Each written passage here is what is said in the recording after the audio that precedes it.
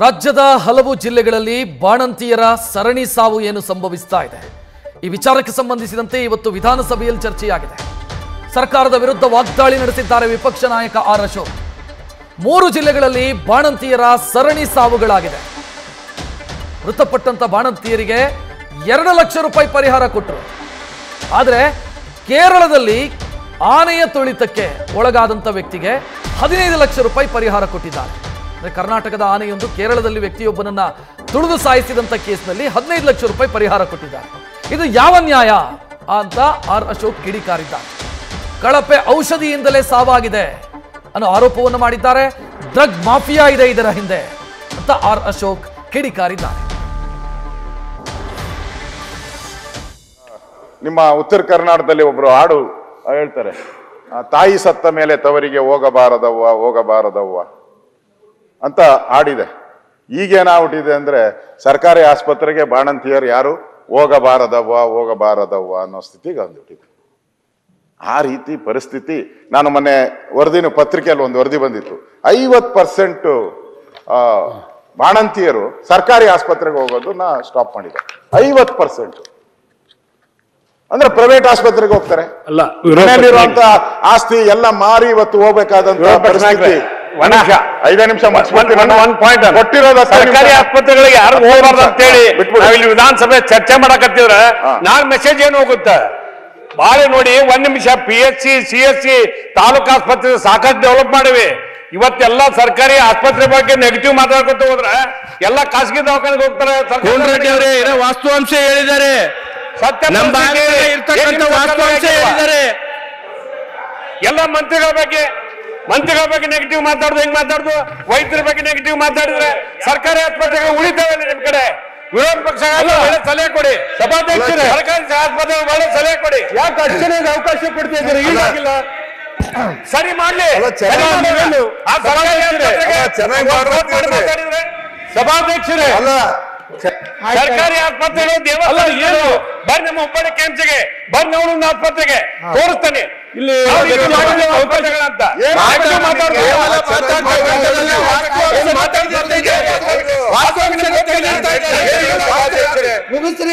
ಮಾತು ಒಳ್ಳೆ ಸಲಹೆ ಕೊಡಿ. ಸರ್ಕಾರ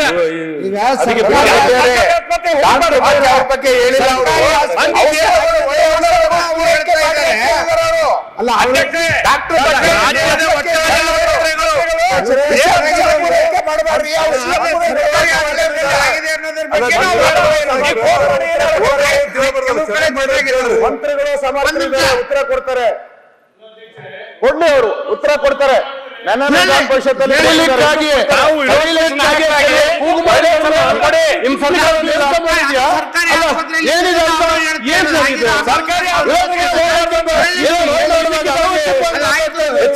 ಈಗ ಅವ್ರು ಮಾತಾಡ್ತಾರೆ ಅದನ್ನ ತಡಿಲಿಕ್ಕಾಗಿ ಅವ್ರು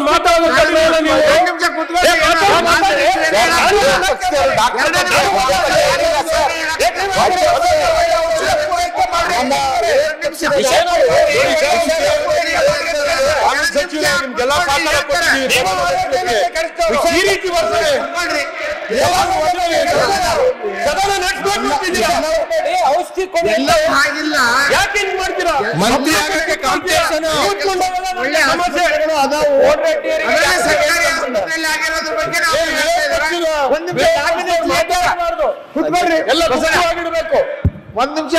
ಒಂದೇ ನಿಮಿಷ ಹೇಳಕತ್ತಾರೆ ಮಂತ್ರಿ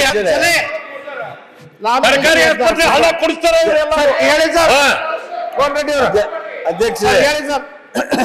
ಅಧ್ಯಕ್ಷರೇ, ಮಾನ್ಯ ವಿರೋಧ ಪಕ್ಷದ ನಾಯಕರು ಸರ್ಕಾರಿ ದವಾಖಾನೆಗಳ ವಸ್ತುಸ್ಥಿತಿಯನ್ನು ಹೇಳ್ತಾ ಇದ್ದಾರೆ. ಕೆಲವು ಕಾಗದಗಳನ್ನು ಹಿಡ್ಕೊಂಡು ಅವುಗಳನ್ನ ಉದ್ಧರಿಸ್ತಾ ಇದ್ದಾರೆ. ಸರ್ಕಾರಿ ದವಾಖಾನೆಗಳ ಮೇಲೆ ಕಂಪ್ಲೇಂಟ್ ಮಾಡಬಾರ್ದು, ಮೆಸೇಜ್ ಏನು ಹೋಗುತ್ತೆ, ಪ್ರೈವೇಟಿಗೆ ಹೋಗುತ್ತಾರ ಅನ್ನುವಂಥ ಸರಿಯಲ್ಲ. ನಾನು ನಿನ್ನೆ ಮಾನ್ಯ ದಿನೇಶ್ ಗುಂಡೂರಾವ್ ಅವರ ಭಾಷಣವನ್ನು ವಿಧಾನ ಪರಿಷತ್ನಲ್ಲಿ ಕೇಳ್ತಾ ಇದ್ದೆ. ನೀವೇನು ಮಾತಾಡಿದ್ರಿ ಇದಕ್ಕಿಂತ ಖಾರವಾಗಿ ಅವರು ಹಲವಾರು ವಿಚಾರಗಳನ್ನು ಎತ್ತಿ ಅವುಗಳಿಗೆ ಏನು ಮಾಡಬೇಕು, ಏನು ಮಾಡೋಣ ಅಂಥೇಳಿ ಸದಸ್ಯರನ್ನು ಕೇಳ್ತಿದ್ರು. ಆದ್ದರಿಂದ ಇದರೊಳಗೆ ರಾಜಕಾರಣ ಅವರು ಬೆರೆಸಿಲ್ಲ, ಯಾರೂ ಬೆರೆಸೋದು ಅವಶ್ಯ ಇಲ್ಲ.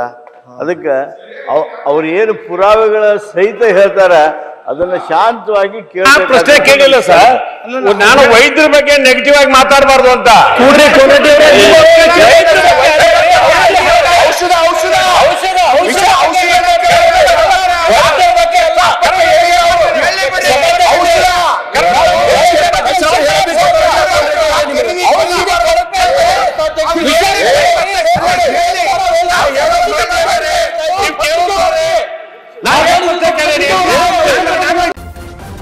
ನ್ಯೂಸ್ ಫಸ್ಟ್ ನಿರ್ಭೀತಿಯಿಂದ ನಿಮ್ಮ ಪರವಾಗಿ.